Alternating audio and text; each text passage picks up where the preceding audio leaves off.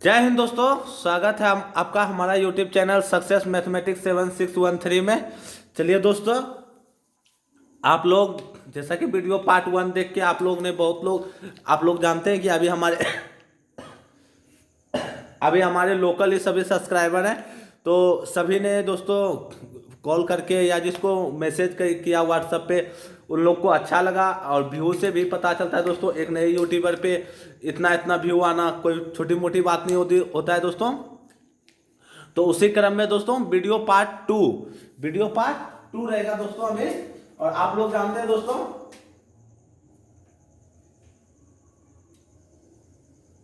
हम यहां से भारत का दक्षिणतम बिंदु भारत का सबसे दक्षिणतम बिंदु ग्रेट निकोबार से हम लोग दोस्तों गोवा तक साढ़े 16 डिग्री 16 डिग्री अप्रोक्स है दोस्तों। ये क्या है? अप्रोक्स यानी लगभग, हिंदी में लिख देते हैं दोस्तों।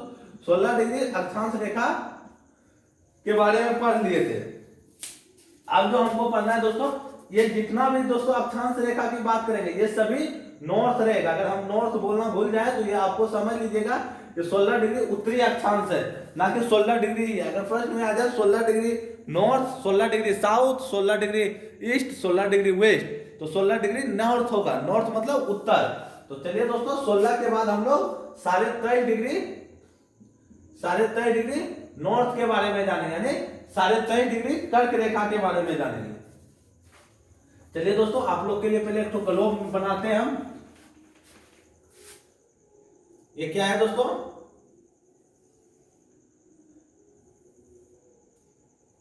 आप लोग जानते हैं दोस्तों, एक बार देख लेते हैं दोस्तों। तो वीडियो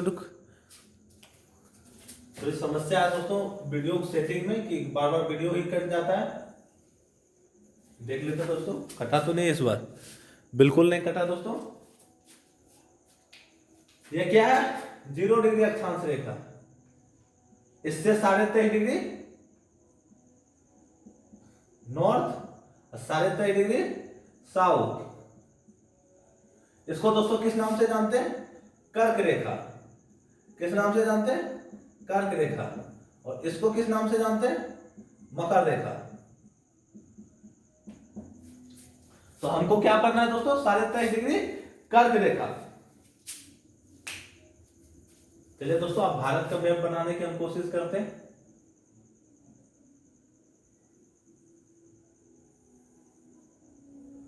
दोस्तों, आप लोग को हमसे अच्छा भारत का मैप बनाने आता होगा, आप लोग जरूर बनाने की कोशिश कीजिएगा हमसे दोस्तों। किसी तरह कॉपी पे तो बन जाता है, ब्लैक बोर्ड पे तो जरा सा भी नहीं बनता है हमसे अच्छा। आप लोग देख सकते हैं कि भारत का मैप जरूर बनाना है दोस्तों। जम्मू कश्मीर थोड़ा अलग से निकल गया है, तो आप लोग दोस्तों ब्लैक बोर्ड पे कंप्रोमाइज कीजिएगा। चलिए दोस्तों, ब्लैक यहां देखते हैं। तो कर्क रेखा 23.5 डिग्री नॉर्थ क्या हुआ दोस्तों? इसको कर्क रेखा के नाम से जानते हैं। चलिए दोस्तों, इसको मिटाते हैं पहले और अब लिखते हैं दोस्तों 23.5 डिग्री कर्क रेखा।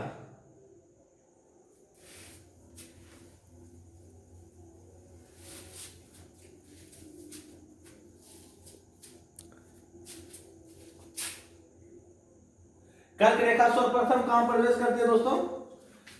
सर्वप्रथम तो पूछा जाता है कि कर्क रेखा कितने राज्य से गुजरती है। कर्क रेखा कितने राज्य से गुजरती है? कितने राज्य से गुजरती है?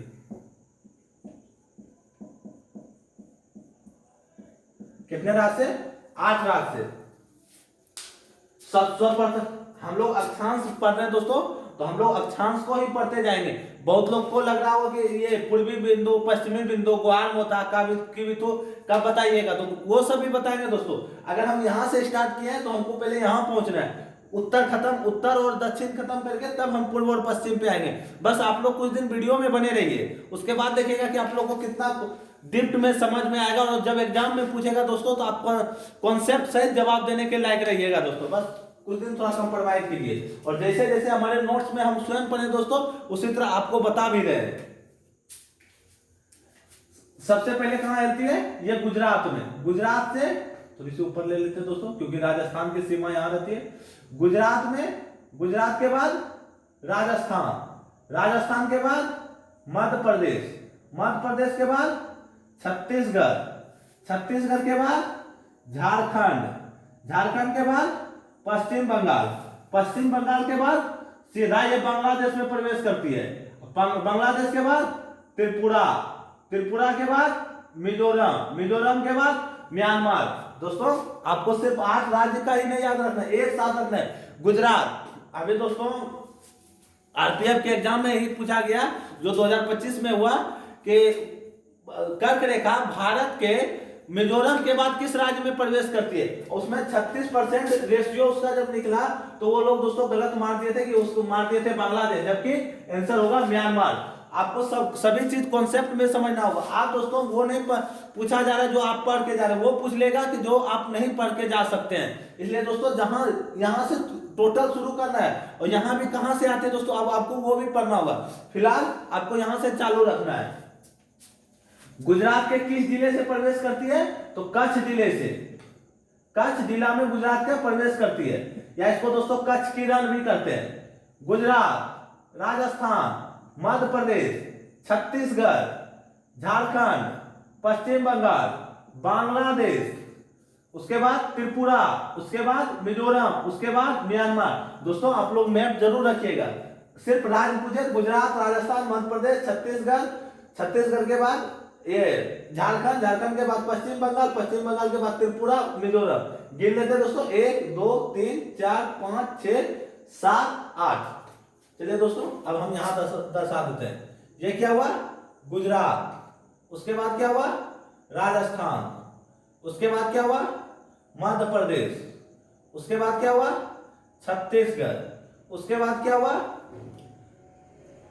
झारखंड, उसके बाद क्या हुआ, पश्चिम बंगाल, वेस्ट बंगाल, उसके बाद त्रिपुरा, उसके बाद मिजोरम।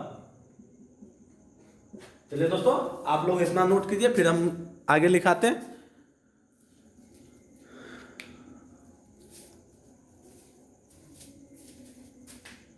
अब सबसे बड़ा आता दोस्तों कि कर्क रेखा को कर्क ही क्यों कहते हैं, और ये ग्लोब है दोस्तों। ये क्या है, फिर से एक बार ग्लोब बनाते हैं। ये ग्लोब है, ये 0 डिग्री अक्षांश रेखा, इसको किस नाम से जाना जाता है, भूमध्य रेखा, या तो विषुवत रेखा, या तो बृहद वृत्त, बृहद वृत्त इसी को कहा जाता है दोस्तों, 3 नाम से। और इंग्लिश में सिर्फ और सिर्फ इक्वेटर कहा जाता है। और 23.5 डिग्री कर्क रेखा और 23.5 डिग्री मकर रेखा। कुछ दिन पहले एसएससी मेंस में यह सवाल पूछा गया दोस्तों कि सूर्य उत्तरी गोलार्ध में आखिरी वह कौन सी अक्षांश है जहां की अंतिम बार चमकता हुआ है दोस्तों। फिर से आप लोग प्रश्न सुनिए दोस्तों। प्रश्न क्या था, सूर्य वह कौन सा स्थान है जहां की सूर्य आखिरी स्थान पर चमकता है, या सूर्य लंबवत चमकता है। बात एक ही हुआ दोस्तों, प्रश्न हम लिख देते दोस्तों, आप लोग को समझने में कंफ्यूजिंग हो रहा है। सूर्य उत्तरी गोलार्ध में, उत्तरी गोलार्ध में कौन सा स्थान है, कौन सा स्थान है जहां लंबवत चमकता है। तो इसका आंसर होगा दोस्तों 23.5 डिग्री, क्योंकि वीडियो पार्ट 1 आप लोग सही से देखिएगा तो उसमें हम बताए थे कि सूर्य कर्क रेखा से मकर रेखा, और कर्क रेखा कर्क विषुवत रेखा से कर्क रेखा, और कर्क रेखा से विषुवत रेखा, उसके बाद मकर रेखा।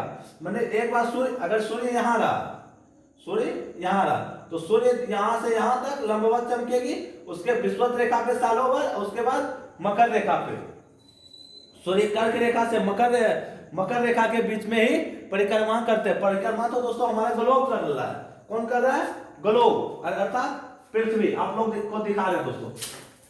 ये मान लीजिए सूर्य है, ग्लास को आपको सूर्य मानना है, और ये सॉरी दोस्तों ये ग्लोब है और ये सूर्य है, ये दोनों मार्कर को आपको सूर्य मानना है। और सूर्य ऐसे घूम रही है तो कभी एक जगह तो ग्लास पे पूरा फोकस पड़ रहा होगा, और जैसे जैसे ये अक्षांश और देशांतर में घूमते जाएगा सूर्य की रोशनी वही लंबवत पड़ते जाएगी। ये दोस्तों हम लोग बिल्कुल देशांतर में फिर से समझेंगे। अभी तक आपको जानना है कि कर्क रेखा क्या है। तो सूर्य उत्तरी गोलार्ध में कौन सा स्थान है जहां लंबवत चमकता है? तो इसका आंसर होगा कर्क रेखा। कर्क रेखा, कर्क रेखा 23.5 डिग्री, 23.5 डिग्री नॉर्थ। ये दोनों एक ही हुआ दोस्तों, हाइफन दे दे दोस्तों ताकि आप लोग को समझ में आए। सूर्य कर्क रेखा पे लंबवत कब चमकता है? 21 जून को, 21 जून को सूर्य कर्क रेखा पर लंबवत चमकता है।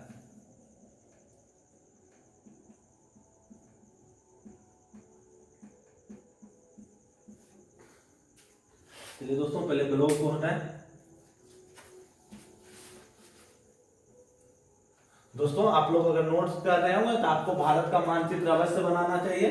सबसे पहले आपको यह लिखना है कि कर्क रेखा कितने राज्य से गुजरती है, उसके बाद यह लिखना है पहला पॉइंट, दूसरा पॉइंट, तीसरा पॉइंट। 21 जून को सूर्य कर्क रेखा पर लंबवत चमकता है, कर्क रेखा का। उसके बाद चलिए दोस्तों थोड़ा सा मिटाते हैं ताकि हम लोग के पास जगह बन सके।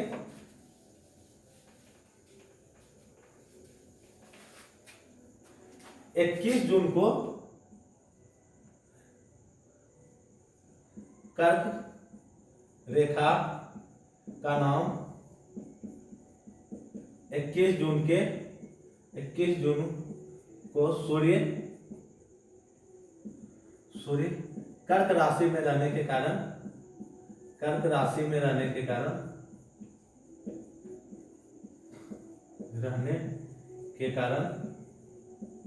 कर्क रेखा पड़ा, कर्क रेखा नाम 23.5 डिग्री का पड़ा। दोस्तों कर्क रेखा का नाम 21 जून को सूर्य कौन सी राशि में रहती है? तो कर्क रेखा कर्क राशि में, इसीलिए कर्क 23.5 डिग्री अक्षांश का नाम क्या है? कर्क रेखा। और आप लोग का भी दोस्तों कुछ ना कुछ राशि होगा, आप अगर घर में पूछिएगा तो आपकी राशि को बता दिया जाएगा, या अगर जो आपके पास कोई ब्राह्मण उस योग है तो अवश्य वो बता देगा कि आपकी कौन सी राशि है।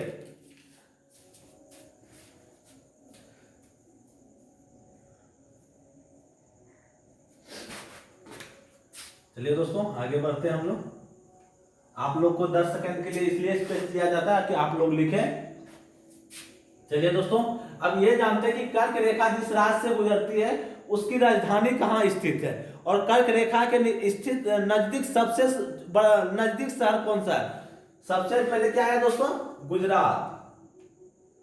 गुजरात की राजधानी कहाँ है? गांधीनगर। गांधीनगर कहाँ है? नीचे है, गांधीनगर।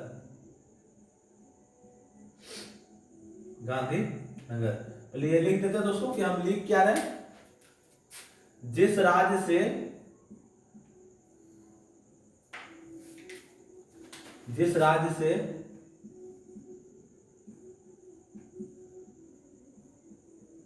कर्क रेखा गुजरती है, कर्क रेखा गुजरती है, उसकी राजधानी कर्क रेखा से उसकी राजधानी कर्क रेखा से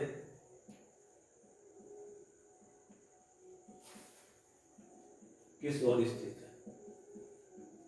आप लोग को यह हेडिंग दे देना है और तब लिखना है दोस्तों, ताकि आप बाद में नोट्स को पढ़े तो बिना वीडियो देखे हुए भी आप लोग को समझ में आए।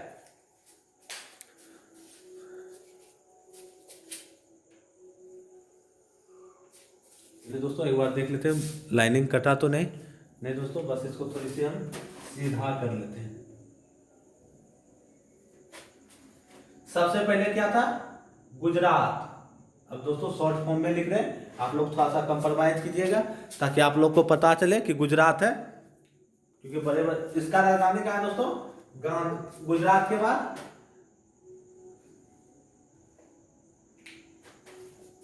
गुजरात की राजधानी कहाँ है दोस्तों? कर्क रेखा से नीचे है, गांधीनगर।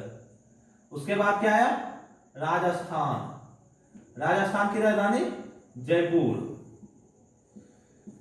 कर्क रेखा जिस राज्य से गुजरती है उसकी राजधानी में सबसे अधिक दूरी की राजधानी जयपुर है।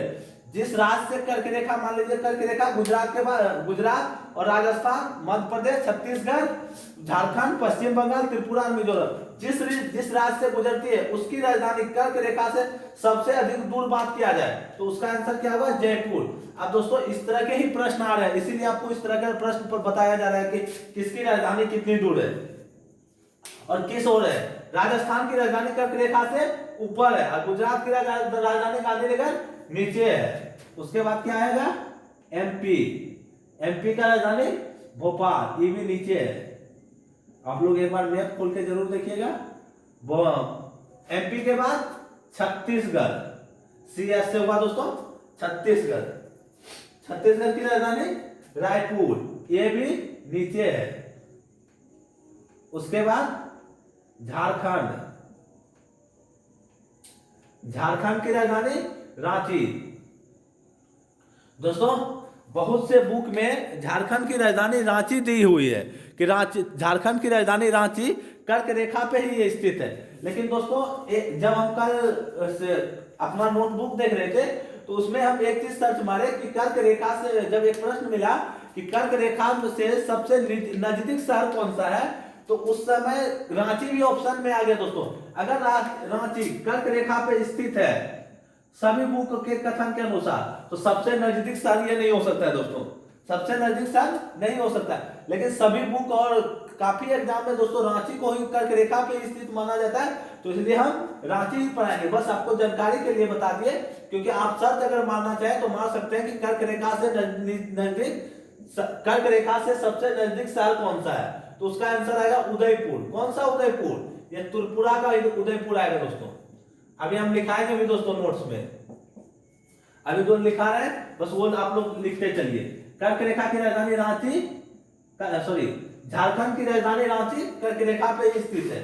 पश्चिम बंगाल, पश्चिम बंगाल की राजधानी कलकत्ता, कहाँ है? नीचे है, कर्क रेखा से नीचे है।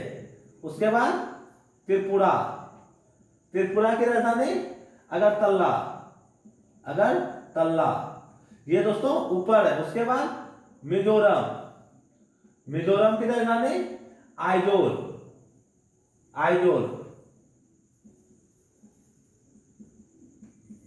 मिजोरम की राजधानी आइजोल। आइजोल कहाँ है? ऊपर है। चलिए दोस्तों आप लोग को 10 सेकंड का टाइम दे रहे हैं कि आप लोग नोट्स कीजिए। सर्वप्रथम हेडिंग डालना है कि जिस राज्य से कर्क रेखा गुजरती है उसकी राजधानी कर्क रेखा से किस ओर स्थित है, ऊपर या नीचे, और एक लाइनिंग में बना देना है दोस्तों। उसके बाद आपको ऊपर नीचे करके लिखना है। जैसे गुजरात का पूरा नाम लिखना है दोस्तों, आपको शॉर्ट फॉर्म में नहीं चलना है।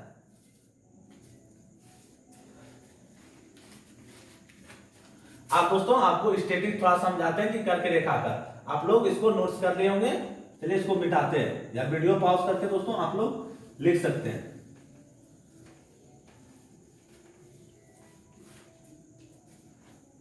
कर्क रेखा दोस्तों यही सब स्टेटिक हो जाता है दोस्तों कि कर्क रेखा का नाम कर्क रेखा क्यों पड़ा। अब स्टेटिक ये नहीं पूछा जाता है तो कि दोस्तों गेंद का वजन या इस सब वो सब दोस्तों अब ओल्ड मतलब उसको कह सकते हैं पुराना पैटर्न, अब नया पैटर्न में ये सब स्टेटिक बना दिया दोस्तों।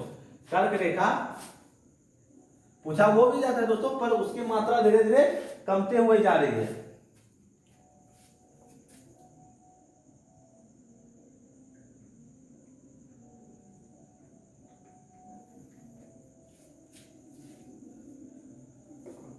कर्क रेखा आप देख सकते हैं दोस्तों अन्य तथ्य। अब क्या पढ़ेंगे हम? अन्य तथ्य। राजस्थान की राजधानी, राजस्थान या ये ना देखे दोस्तों, कर्क रेखा, कर्क रेखा जिस राज्य से गुजरती है, जिस राज्य से गुजरती है उनमें सबसे अधिक राजधानी, उनमें सबसे अधिक दूर राजधानी, अधिक दूर राजधानी जयपुर है, जयपुर है दोस्तों। आपको पूरा देना चाहिए, नहीं तो आप लोग जब बाद में नोट्स पढ़िएगा तो ये भूल जाइएगा कि कर्क रेखा से है या किससे है। अगर कर्क रेखा को आप हटा दीजिए तो बाकी बात तो सभी राज्य की राजधानी उस कर्क रेखा से दूर ही है। जयपुर क्यों, अगर हम देख लें हिमाचल प्रदेश की राजधानी या देख लें पंजाब की राजधानी चंडीगढ़, तो हिमाचल प्रदेश की शिमला दोस्तों, ये सब तो दूरे है, नजदीक थोड़ी ना है। चलिए दोस्तों, कर्क रेखा की सबसे कम लंबाई किस राज्य में दोस्तों, कम लंबाई, ये राजस्थान, ये भी राजस्थान में है। राजस्थान के सिर्फ 2 जिले से, कितने जिले से, 2 जिले, एक हो गया दोस्तों कम लंबाई तो राजस्थान में, कितने जिले से, 2 जिले से।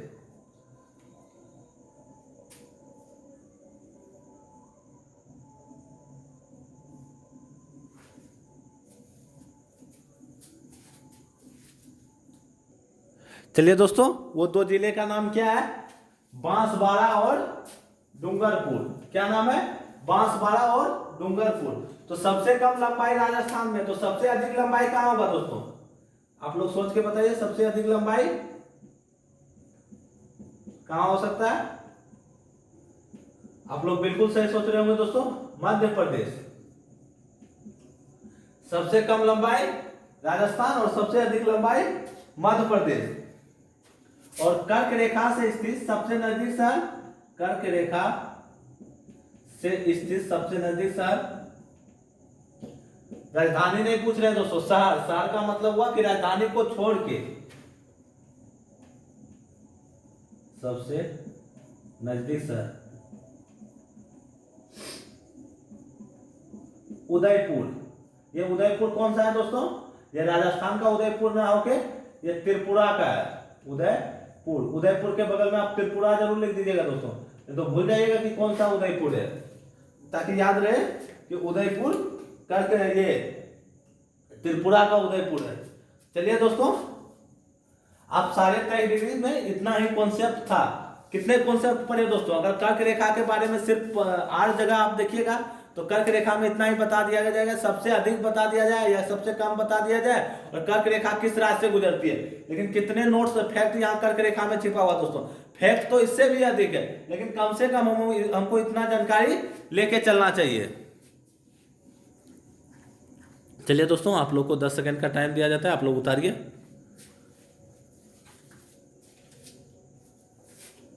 अब दोस्तों हम मिटाते हैं।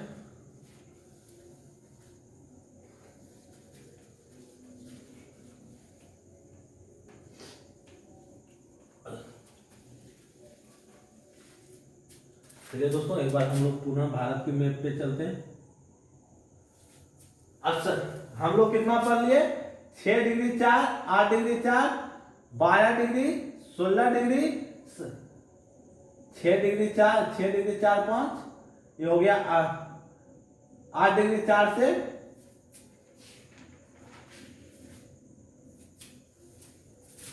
उसके बाद ये 12 डिग्री, सब में नॉर्थ लगाते हैं दोस्तों, आप लोग नहीं तो कंफ्यूज हो जाइएगा। ये 16 डिग्री अप्रोक्स है दोस्तों, ये 23.5 डिग्री। अब हमको क्या करना है, भारत का सबसे दक्षिण से चलते चलते हम लोग कहां पहुंच गए, अब उत्तर की ओर। ये है तो पूरा यहां से यहां तक उत्तर में ही, लेकिन दोस्तों ये भारत का दक्षिणी सीमा है, भारत का ये दक्षिणी सीमा है। विश्व में दोस्तों हम लोग को जरूर उत्तर में है, लेकिन भारत का ये दक्षिणतम सीमा और ये उत्तरी सीमा है। चलिए दोस्तों, तो ये दोस्तों भारत का सबसे उत्तरी सीमा क्या है, ये दोस्तों इंदिरा कौल कहलाता है। क्या कहलाता है, इंदिरा कौल। इंदिरा पॉइंट से लेके इंदिरा कौल तक, कहां से कहां तक, इंदिरा पॉइंट। इंदिरा पॉइंट को और किस नाम से जाना जाता है, पिग्मेलियन पॉइंट, पार्सन पॉइंट, लिंगमिसी पॉइंट और Indira point, Pygmalion point, Parson point, लिंगमिसी पॉइंट, और उसके बाद इंदिरा कौल। इंदिरा कौल कहां चल गए दोस्तों, उत्तरी सीमा। दक्षिणी सीमा से हम लोग उत्तरी सीमा में आ गए। और यहां का अक्षांशीय विस्तार की बात करें तो ये 37 डिग्री 6 नॉर्थ है दोस्तों। क्या है, नॉर्थ। यहाँ भी नॉर्थ और यहाँ भी नॉर्थ, और इसके ऊपर दोस्तों सियाचिन ग्लेशियर है। क्या है? सियाचिन ग्लेशियर। दोस्तों जैसे कि कर्क रेखा के बारे में बताया, तो कॉल के बारे में आप लोग बता सकते हैं कि कॉल क्या होता है। जैसे इंदिरा कॉल क्यों है इसका नाम? पॉइंट रख देना चाहिए था, या सिर्फ इंदिरा रख देना चाहिए था, या हमारे देश के किसी प्रधानमंत्री के नाम पे, प्रधानमंत्री के नाम पे तो है, लेकिन इसमें कॉल क्यों लगाया गया? चलिए दोस्तों उसके बारे में भी बात करते हैं। पहले लिखते हैं भारत का सबसे उत्तरी सीमा, उत्तरी सीमा, ये क्या हुआ दोस्तों? इंदिरा कॉल। कितने अक्षांश पे स्थित है? अक्षांश की बात करें तो 37 डिग्री 6 नॉर्थ, और नॉर्थ का मतलब उत्तर हो गया। दोस्तों कॉल क्या होता है? कॉल क्यों कहते हैं इसको? तो कॉल वो होता है दोस्तों कि दो माउंटेन के बीच के पास या दर्रे को कॉल कहते हैं। आप देखिए ये क्या है? पृथ्वी है, और ये क्या है? एक माउंटेन है, एक माउंटेन है, और ये क्या है? ये भी पृथ्वी और ये भी एक माउंटेन है। ये और ये क्या है? एक पहाड़। ये क्या है? एक पहाड़ है, दोनों एक तरफ, एक क्या है? पहाड़ है। पहाड़ को इंग्लिश में दोस्तों माउंटेन भी कहते हैं। और ये क्या है? ये दोनों के बीच के दर्रे हैं, दर्रे या पास है। अब हम यहां से इधर से हम इधर भी ढाल बना सकते हैं, और इधर से भी हम पहाड़ पर ढलान से उतर भी सकते हैं। तो दो माउंटेन के बीच के पास या दर्रे को क्या कहते हैं? कॉल कहते हैं। चलिए दोस्तों हम लिख देते हैं और पुनः एक बार मैप बना देंगे। कॉल किसे कहते हैं? कॉल किसे कहते हैं? तो चलिए दोस्तों हम लिख देते हैं, दो माउंटेन या पहाड़ में दोस्तों पर्वत दे दीजिए, क्योंकि पहाड़ छोटी हो गया दोस्तों। पर्वत के बीच के पास या दर्रे, पास ये दोस्तों या का चिन्ह है, ये या का, पास या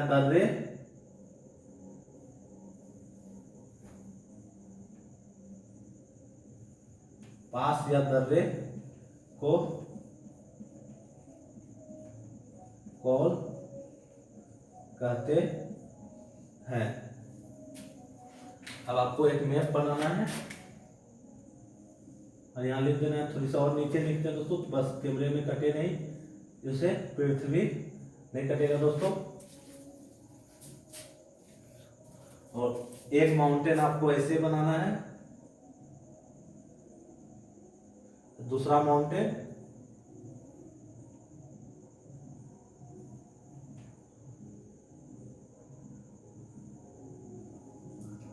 आपको ऐसे बना देना है, और थोड़ा इसमें डायग्राम डिजाइनिंग कर देना है, ताकि लगे कि पहाड़ियां है। और इस पे लिख देना है दोस्तों ऐसे घेर के कॉल। चलिए दोस्तों आप ये जगह देखिए, ये जगह बीच में क्या है?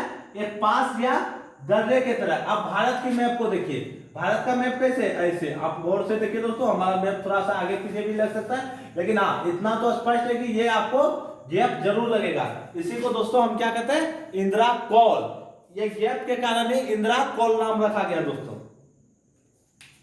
चलिए दोस्तों आगे बढ़ते हैं। अब हम भारत की 6 डिग्री 4 से 37 डिग्री 6 तक पहुंच गए। तो दोस्तों आप लोग उतारिए, और हम 10 सेकंड के लिए वीडियो को पॉज करते हैं। चलिए दोस्तों आप लोग के लिए वीडियो को रोक दिया गया था कि ताकि आप लोग लिख सके। तो चलिए अब अक्षांशीय विस्तार दोस्तों हमारा यही समाप्त हुआ। अब हम क्या पढ़ेंगे, जिसका दोस्तों आप लोग बेसब्री से इंतजार कर रहे थे, गुहारमोता और किबिथु का। तो दोस्तों अब हम लोग देशांतरीय विस्तार की ओर बढ़ते हैं, इसको हम मिटाते हैं। भारत की मैप को भी दोस्तों एक बार मिटाना होगा, ताकि आप लोग को देशांतरीय विस्तार भूगोल दोस्तों बिना मैप का समझ के एग्जाम में सही कर लेना 10 में 8 प्रश्न असंभव नहीं दोस्तों, मुश्किल है, महाअसंभव है दोस्तों। तुक्काबाजी अलग बात होता है दोस्तों। सबसे बड़ा समस्या मेरे साथ है कि ब्लैक बोर्ड पे हमसे भारत का मैप बन जाए, यही सबसे बड़ी बात है।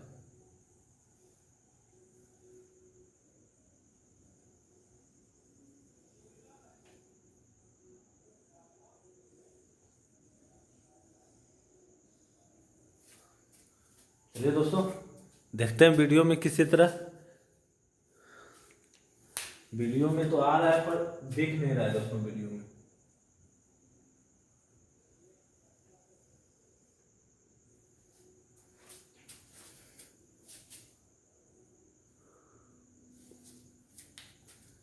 थोड़ी देर आप लोग प्रतीक्षा कीजिए दोस्तों।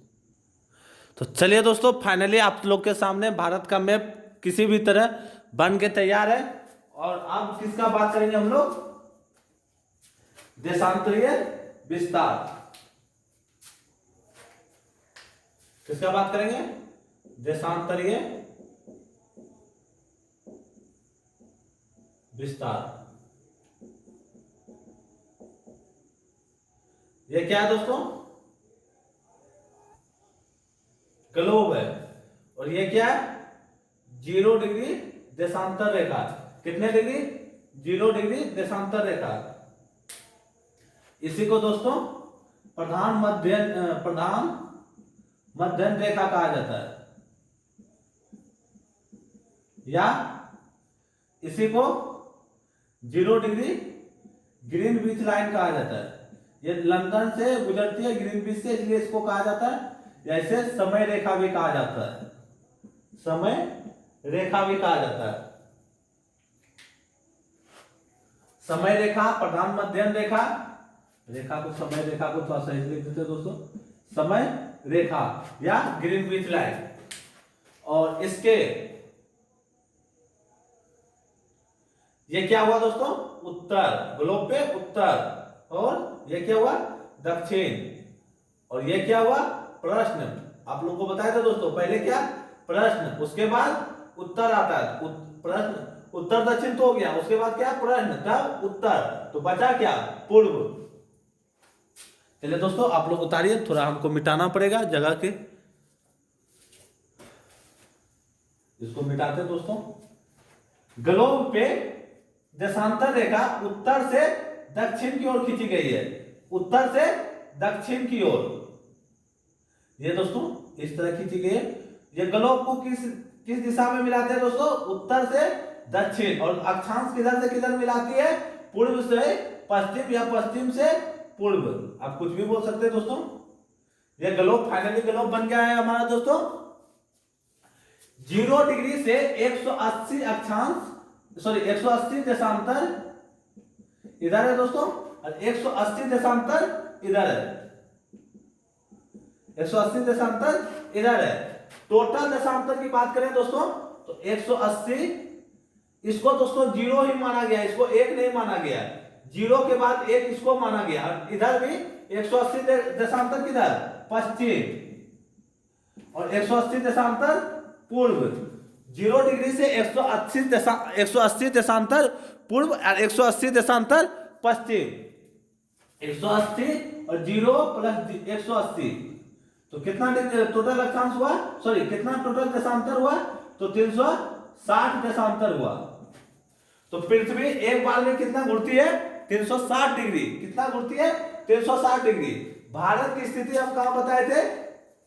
देशांतर की दृष्टि से भारत की स्थिति हम यहां बताए थे, यानी भारत किस दिशा में? देशांतर से पूर्व दिशा में। आप लोग दोस्तों अपना नोट देखिए, क्या बताए थे? देशांतर की दृष्टि से पूर्व दिशा में, अक्षांश की दृष्टि से उत्तर दिशा में, अक्षांश और देशांतर दोनों की दृष्टि से तो उत्तर पूर्व दिशा में।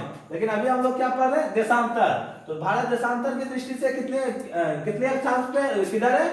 पूर्व में है। सॉरी दोस्तों बार बार अक्षांश आ रहा है क्योंकि अभी अक्षांश ही पढ़ा रहे थे। तो कौन से देशांतर में? पूर्व की ओर देशांतर में।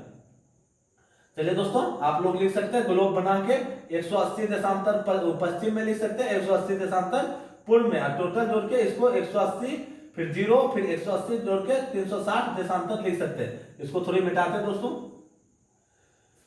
भारत में जो यहाँ पश्चिमी सीमा, ये भारत का कौन सा सीमा हो गया? उत्तर, ये दक्षिण, ये पश्चिम, ये कौन सा सीमा हुआ? पूर्व। तो भारत कहां है? पूर्व की ओर।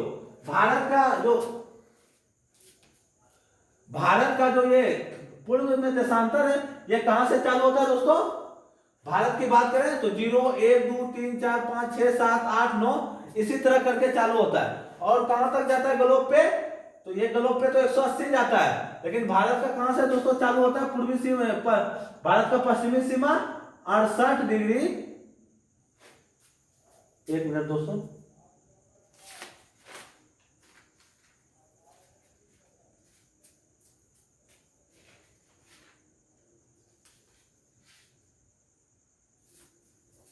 अड़सठ डिग्री 7 से 97.25 पूर्वी। ये तो भारत का पश्चिमी सीमा हुआ। 68 डिग्री 7 पूर्वी देशांतर। ये भी दोस्तों 97.25, ये क्या होगा? पूर्व देशांतर। एक मिनट दोस्तों, फिर वीडियो में देखने दीजिए कि कट तो नहीं रहा है। बिल्कुल नहीं कट रहा होगा दोस्तों। चलिए दोस्तों, हम थोड़ी सी इसको ऊपर ही लिख दें। ये तो पूर्वी सीमा हुआ दोस्तों, पूर्वी सीमा भारत का। और देशांतर में बात करें तो 97.25 डिग्री पूर्वी देशांतर, पूर्वी देशांतर। दोस्तों आप लोग कंफ्यूज हो जाइएगा कि 68 डिग्री 7 पहले आएगा या 97.25। तो ग्लोब पे आप लोग देखिए दोस्तों, क्योंकि जब देशांतर में बात की, सॉरी अक्षांश में बात किए, तो उसमें से क्या बताए थे? सबसे पहले 6 डिग्री 4 आएगा, उसके बाद ये आएगा 8 डिग्री 4। तो यहाँ थोड़ा दोस्तों आप लोग को उल्टा में लगेगा, महसूस होगा, क्योंकि सूर्य किस दिशा में उगता है? पूर्व में। तो सब ग्लोब पे सबसे पहले सूर्य कहाँ उगेगा? यहाँ पे। ग्लोब पे सबसे पहले सूर्य यहाँ उगेगा 180 डिग्री पे। उसके बाद 1 2 3 करते करते यहाँ 0 डिग्री पे आएगा, सबसे लेट यहाँ पे जाएगा सूर्य की रोशनी। सूर्य की रोशनी सबसे कहां जाएगा? लेट, यहाँ पे।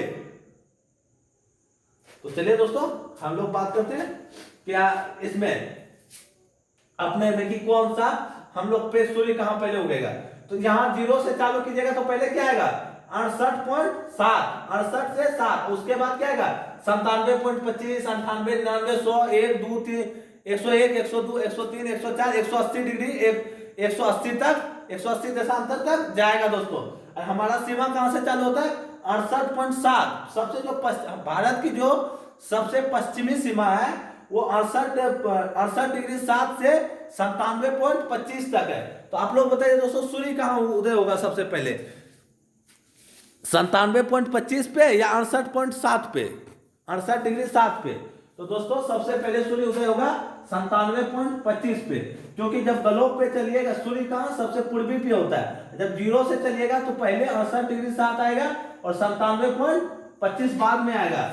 0 से इधर बढ़िएगा तो पहले क्या आएगा? 68.7 और सबसे लास्ट 180। तो सबसे पहले कहां होगा? 180 पे। 180 से जब सूर्य इधर से चलना चालू करेगा तो पहले क्या आ जाएगा? 97.25। इसलिए दोस्तों सूर्य कहां उगेगा? सबसे पहले 97.25 पे। चलिए दोस्तों, कोशिश किए कि आप लोग को समझ में आए। अगर आप लोग को एक बार नहीं समझ में आएगा तो एक बार वीडियो देखिए और एक बार अक्षांश देशांतर का दोस्तों आप लोग भारत का जो दिया होगा आपके पास, लुसेंट हो, क्रोन का हो या जो भी बुक हो, उससे जरूर पढ़ने का कोशिश कीजिए। और दोबारा वीडियो देखिए दोस्तों, बिल्कुल आपको समझ में आएगा कि क्योंकि इतना तोड़ के बताएं। अक्षांश में दोस्तों उल्टा है, लेकिन देशांतर में उसका उल्टा हो जाता है। और देशांतर में सबसे पहले क्या आ जाता है? 6 डिग्री 4 और उसके बाद 8 डिग्री 4। यहाँ भी 68.7 आता है। तो यहाँ सूर्य सबसे पहले उदय होना चाहिए, नहीं कि वहां। लेकिन दोस्तों सबसे पहले सूर्य पूर्व सीमा में उदय होता है, इसलिए सबसे पहले भारत की सीमा में 97.25 पे आएगा। चलिए दोस्तों,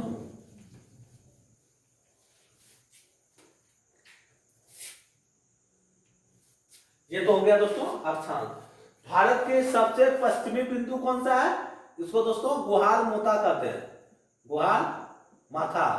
बहुत जगह गुहार मोता लिखा है या गुहार मोती, गुहार मोती दोनों नाम है दोस्तों, गुहार माथा या गुहार मोती। सबसे पूर्वी सीमा की बात करें तो इसका नाम किबिथु है। क्या नाम है? किबिथु। ये तो हो गया दोस्तों पुराना पैटर्न। अब नया पैटर्न क्या पूछा जा रहा है कि गुहार माथा या गुहार मोती किस जिला में है? इसको तो दोस्तों आप लोग मैप देख के बता दीजिएगा, कच्छ की जिला में, कच्छ की जिला में। अब इससे भी दोस्तों थोड़ा सा पैटर्न और चेंज किया इसमें गुहार मोता में। गुहार मोता में पूछने लगा कि गुहार मोता के पास सबसे नजदीक चर्चित स्थान कौन सा है? सबसे चर्चित स्थान तो क्या है? नारायण झील। ये दोस्तों अभी नीचे के एग्जाम में नहीं पूछा जा रहा, ये लास्ट CHSL मेंस में प्रश्न हम पढ़े थे दोस्तों। अब तो खैर देखने के लिए ही नहीं मिलता है दोस्तों। आप लोग जानते हैं कि SSC के चेयरमैन साहब ने आंसर की पे पाबंदी लगा के रख दिया दोस्तों। तो अब तो नया पैटर्न क्या है हमको तो नहीं पता, लेकिन पुराना पैटर्न में जो सबसे पूछा जा रहा था दोस्तों मेंस में, मेंस लेवल का ये क्वेश्चन है दोस्तों कि गुहार मोता के पास सबसे चर्चित या गुहार माथा को और किस नाम से? गुहार माथा ने दिया तो नारायण झील देगा, और नारायण झील भी नहीं देगा तो क्या देगा दोस्तों? एक नाम और इसका है दोस्तों, हमें नाम याद नहीं आ रहा है, कम से कम आप 2 नाम याद करके रख सकते हैं, गुहार माथा या नारायण झील। गुहार माथा किस जिले में? कच्छ की जिला में। आज सबसे जो अब जो दोस्तों पैटर्न चेंज किया किबिथु के लिए। किबिथु के लिए कौन सा जिला? अंज जिला, अंजू, अंजा जिला, अंजू। कहीं कहीं अंजू लिखा रहता है दोस्तों, कहीं कहीं अंज लिखा रहता है। आप लोग अंजू जिला ही पढ़िए, या आप लोग एक बार गूगल करके सही से नाम देख लीजिए। अंजा लिखा है तो अंजा जिला या अंजू जिला। ये कहाँ है? अरुणाचल प्रदेश में। क्योंकि भारत का सबसे दक्षिणतम बिंदु क्या है? किबिथु। कौन सा राज्य में? अरुणाचल प्रदेश में, अरुणाचल प्रदेश में, और ये गुजरात में।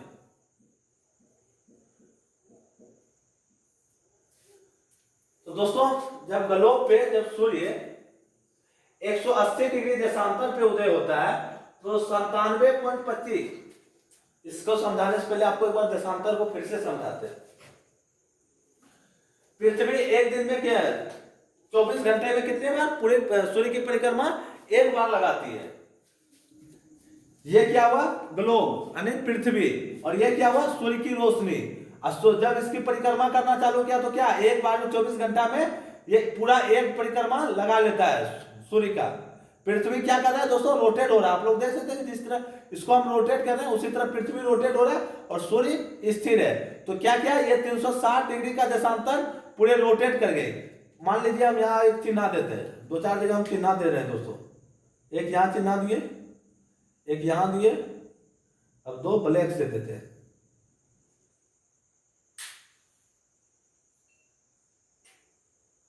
3, 4, 5। आप लोग देख सकते हैं दोस्तों, हम आप लोग को बताने की कोशिश कर रहे हैं चिन्ह देके। अब देखिए हम ब्लैक से चलना चालू किए, यहाँ पे हम चिन्ह थोड़ा सा एक्स्ट्रा में और कुछ दे दें ताकि आप लोग को समझ में आए। देखिए दोस्तों हम यहाँ से चलना चालू करेंगे, इस पे कट का चिन्ह लगा दिए हुए।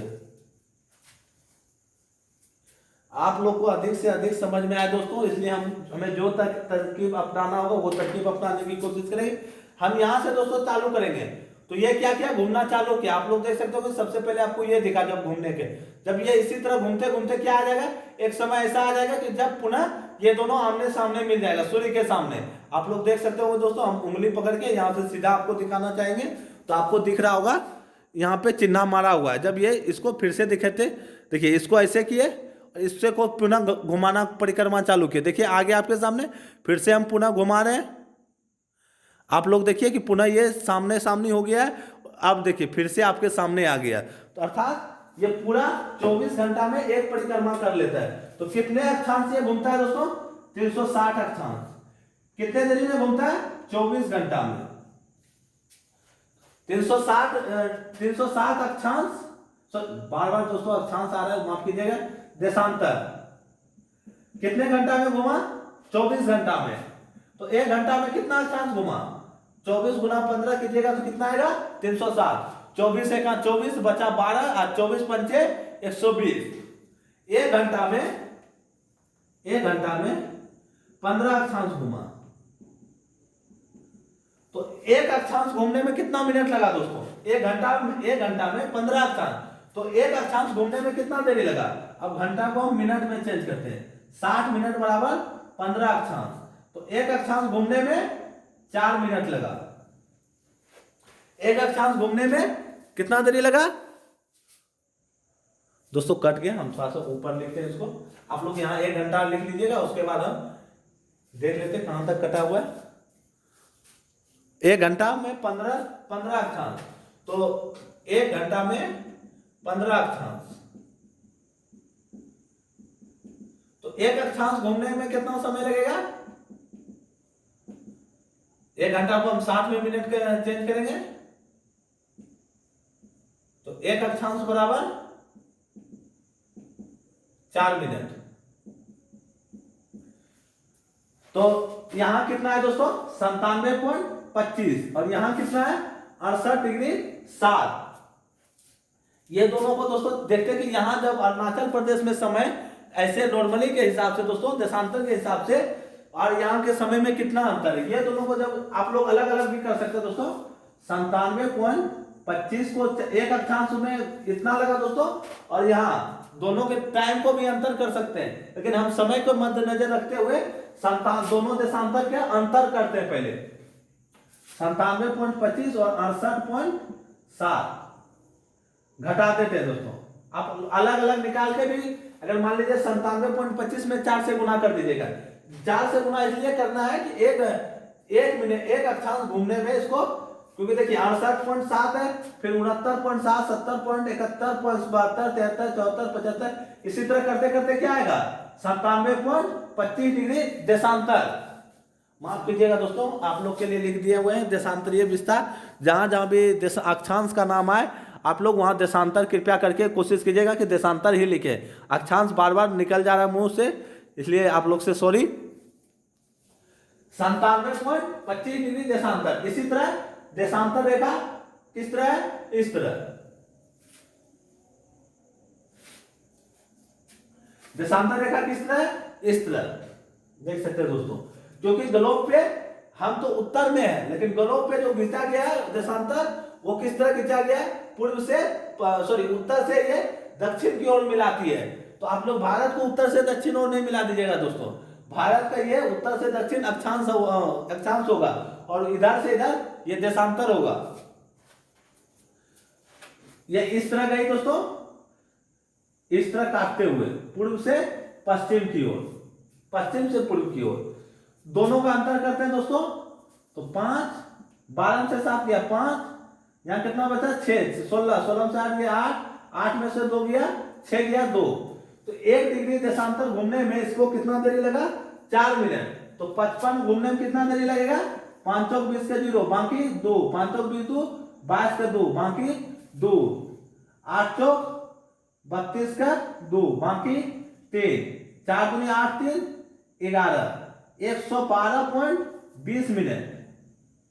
एक बार देख लेते हैं दोस्तों, कहीं हमसे गुना में तो मिस्टेक नहीं हुआ है। सॉरी, घटा में 5, 12 से 7 जब 5, 16, 16 से 8 गया 8, 8 में से 6 गया नहीं, 112.20 मिनट का अंतर है। अर्थात लगभग 2 घंटा का, लगभग 2 घंटे का अंतर है। इस तरह तो बड़ी मुश्किल हो जाएगा दोस्तों कि जो अरुणाचल प्रदेश में मान लीजिए 6 बजे सूर्य उदय हो गया, तो उस हिसाब से तो गुजरात में 8 बजे सूर्य उदय होगा, क्योंकि यहां तो सूर्य पहले उदय हो जाएगा 97.5 से, क्योंकि ये पूर्वी सीमा है और ये पश्चिमी सीमा है। और यहाँ के मान लीजिए 6 बजे सूर्य उदय हुआ, तो यहाँ 8 बजे सूर्य उदय हुआ। यहाँ के लोग नाश्ता कर लिए, तो यहाँ के लोग सो के ही उठेंगे। तो इस तरह तो बड़ी सीमा हो, बहुत दिक्कत होगा। आप लोग इसी के कारण दोस्तों आप लोग सुनते होंगे कि चाय बागान की टाइम जोन की मांग कर रहा है। तो भारत सरकार भी बात तो कर लेती है दोस्तों कि चुनाव में जगह हम टाइम अलग बनाएंगे, लेकिन ये दोस्तों संभव नहीं है। भारत के लोग अभी भी गांव घर के, या मतलब ऐसे भी बहुत से लोग हैं जो कि दोस्तों रेलवे में अगर 22 लिख दिया तो बहुत लोग नहीं समझ पाते कि 22 कितना बजा। तो अलग टाइम जोन करने का मतलब हो जाएगा कि फिर रेलवे का टाइम बदलिए, बहुत सा लफड़ा है दोस्तों। तो भारत ने इसका एक मद्देनजर रखते हुए एक ही टाइम जोन रखा है। तो एक टाइम जोन भी इस तरह रखा है कि वो पूरे देश में एक ही टाइम हो। मान लीजिए 10 बजे अगर ये अरुणाचल प्रदेश के लोग अगर काम करने जाएंगे तो ये भी 10 बजे ही काम करने जाएंगे। ऐसा नहीं कि उनका 10 बजेगा तो इनका 12 बज जाएगा। ये 2 घंटा अरुणाचल प्रदेश से पीछे है, अगर ये 10 बजेगा, इसकी अक्षांश देशांतर की बात करें, यहाँ 10 बजेगा तो वहां 12 बज जाएगा। लेकिन दोस्तों हमारे देश में ऐसा नहीं होता है, अगर यहाँ 10 बजा है तो यहाँ भी 10 भी बजेगा दोस्तों। लेकिन जो चाय बागान का है उसका खुद का टाइम जोन है, उनको पता है कि हमें चाय बागान में जल्दी जाना है, नहीं तो अगर हम इस टाइम से चलेंगे तो सांप बिच्छू हमको निपटा के घर चला जाएगा और हम लोग चाय बागान में एक काम करते रह जाएंगे। तो चलिए दोस्तों हम टाइम जोन के बारे में बात करते हैं आपसे। आप लोग इसको जरूर लिखे होंगे, क्योंकि बार बार हम हट इसीलिए जा रहे हैं कि आप लोग इसको लिख सकते हैं कि एक अक्षांश घूमने में से 4 मिनट का समय लगता है।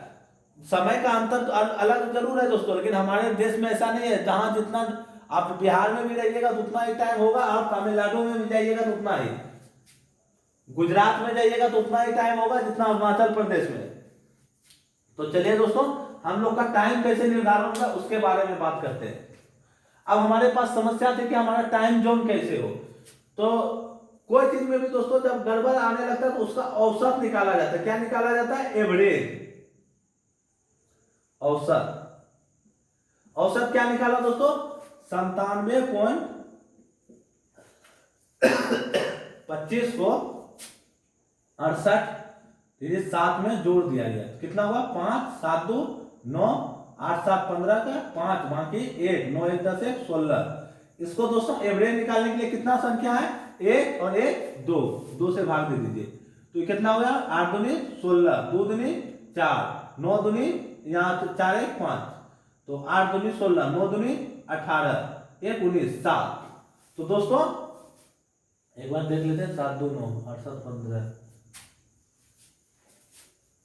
8 7 15 के बाकी, तो हमारे क्या हुआ? 82.97 आया। एक मिनट दोस्तों, हमें लग रहा है कि हमने कहीं गलती कर दी। ऐसे तो गलती होने का चांस है ही नहीं दोस्तों, बिल्कुल गलती नहीं हो रही दोस्तों। 5 7 2 9 7 7 14 15 5 बाकी 1 9 1 10 10 16, 8 दूनी 16, 2 दूनी 4, यहाँ से बचा 1 गया यहाँ, 9 दूनी 18 1 19, 82.97। तो हमारे देश में जो टाइम जोन माना गया है, कितना माना गया है? क्योंकि ये 82.5 के नजदीक है, तो हमारे यहाँ कितना समय रेखा माना गया? 82.5 डिग्री, 82.5 डिग्री पूर्वी देशांतर हम लोग का समय रेखा है। तो चलिए दोस्तों अब हम लोग जानते हैं कि 82.5 डिग्री पूर्वी देशांतर कहां कहां से गुजरता है। चलिए दोस्तों इसको मिटाते हैं थोड़ा।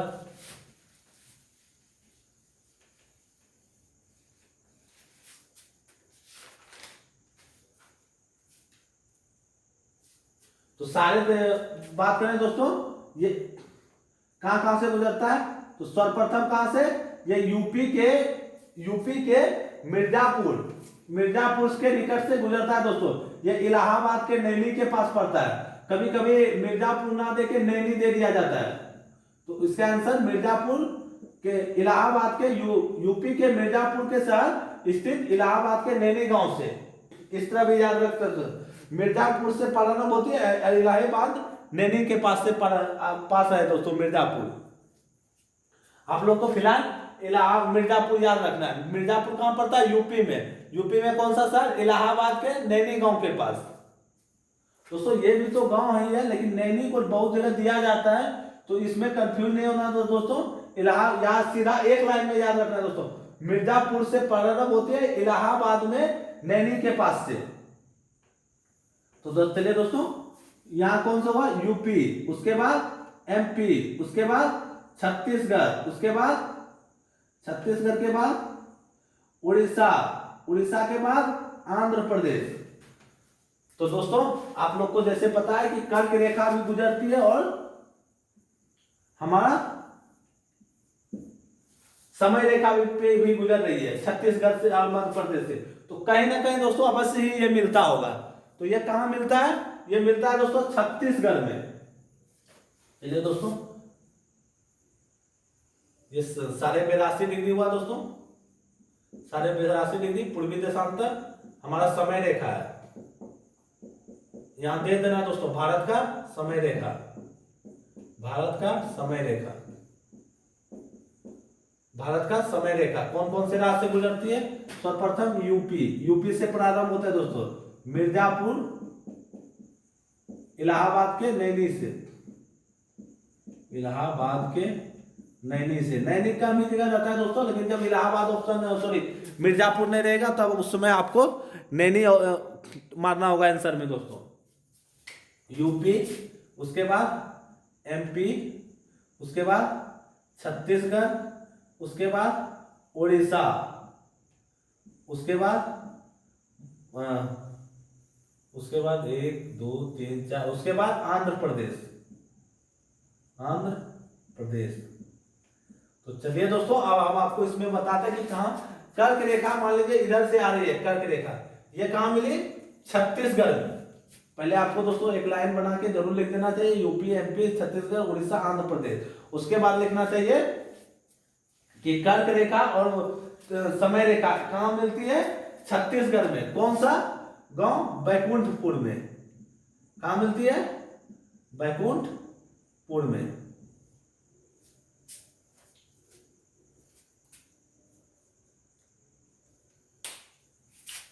तो चलिए दोस्तों, फाइनली आप लोग को अक्षांशीय विस्तार खत्म करके हम देशांतरीय विस्तार को बता दिए। एक चीज और जो रह गया दोस्तों, अब हम लोग पढ़ेंगे भारत की सीमा। उसके बाद दोस्तों भारत की सीमा बता के मुख्य भूमि बताएंगे, उसमें बताएंगे कि दोस्तों उत्तर से लेकर दक्षिण तक की लंबाई भारत का दोस्तों उत्तर से दक्षिण तक की लंबाई 3214 है और पूर्व से पश्चिम तक की लंबाई 2933 किलोमीटर है। दोस्तों आप लोग को हड़बड़ा के नहीं सोचना चाहिए कि दूसरे यूट्यूब पे या पेड कोर्स में तो दोस्तों इतना जल्दी बता दिया जाता है। हम एक ही चीज में लपटे हुए हैं। लपटे इसलिए हैं दोस्तों क्योंकि अब कॉन्सेप्ट क्लियर होना हर हाल में जरूरी है। क्लास खत्म करना हर हाल में जरूरी नहीं है दोस्तों, कॉन्सेप्ट क्लियर करना हर हाल में जरूरी है। तभी तो दोस्तों देशांतर अक्षांश और देशांतर बिल्कुल समझ में आएगा आपको देशांतर का चैप्टर में। लेकिन फिर भी आपको इस समय कॉन्सेप्ट क्लियर किया गया कि अगर आपका एग्जाम 1 महीना के बाद भी हो और इस तरह के प्रश्न आए तो आप कोशिश कीजिए कि बना ले। बन गया तो अच्छी बात है, नहीं बना तो आपका अभी तक चैप्टर क्लियर नहीं है तो आपको टेंशन लेने का बात नहीं है। दोस्तों अभी तो इस तरह का प्रश्न नहीं आ रहा है, लेकिन प्रश्न आने की पूर्ण संभावना है कि 0 डिग्री अक्षांश रेखा दे दिया जाए। 0 डिग्री सॉरी दोस्तों, बार बार अक्षांश रेखा क्यों आ रहा है मुंह में? देशांतर रेखा और पूछ लिया जाए 0 डिग्री देशांतर रेखा पे 5 बज रहा है और 10 डिग्री पूर्वी देशांतर पे कितना बज रहा होगा? कितना बज रहा है? इस तरह के प्रश्न अभी नहीं आ रहे हैं दोस्तों, लेकिन पूछने का काफी चांस है। तो 1 डिग्री देशांतर घूमने में कितने देरी का समय लगता है? अभी हम निकाले थे 4 मिनट का।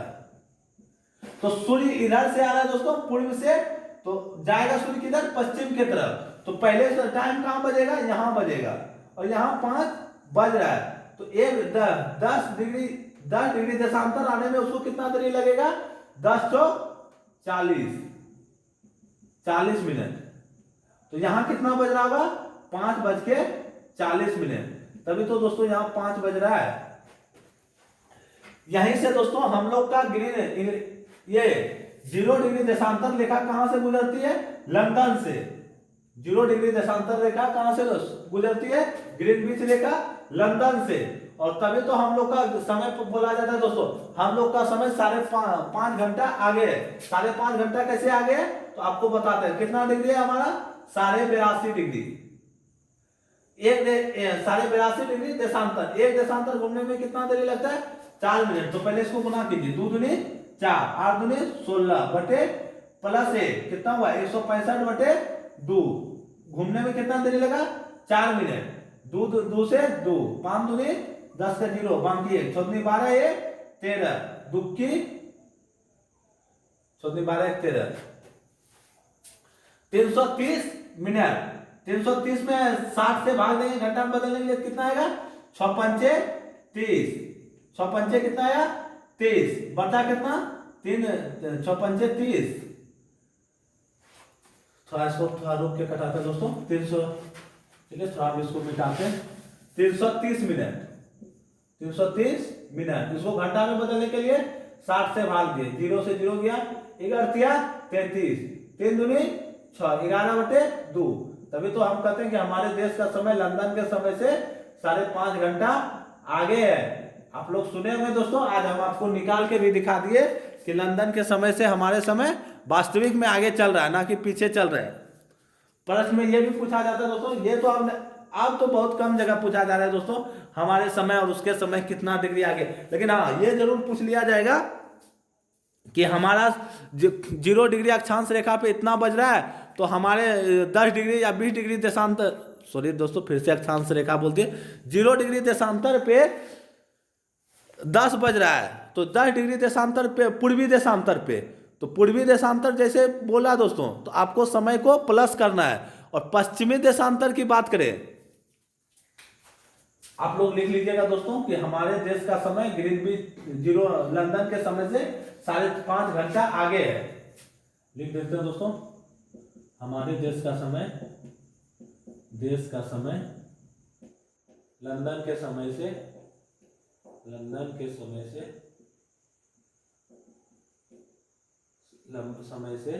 5.5 घंटा आगे है। आप लोग दोस्तों टेस्ट मैच देखते होंगे, अगर लंदन में होता है, आप देखिएगा भारत में 9 बजे चालू होता है, तो वहां कितने बजे चालू होता है? 1:30-2 बजे चालू होता है। और पश्चिमी देशांतर में दोस्तों क्या होगा? ये दोस्तों पीछे चलेगा। क्या चलेगा? पीछे चलेगा। तो दोस्तों फाइनली हम लोग यहीं पे रुकते हैं, लगभग 1 घंटा का क्लास हो गया होगा। अब कल मिलते हैं दोस्तों, भारत की सीमा से स्टार्ट करते हैं, क्योंकि दोस्तों हम फर्स्ट हेडिंग क्या दिए थे? हमारे देश का नाम। दूसरा क्या दिए थे? हमारे देश की सीमा, सॉरी हमारे देश का विस्तार में देख लिए दोस्तों, 6 डिग्री 4 से 37 डिग्री 6, 68 डिग्री 7 पूर्वी से 97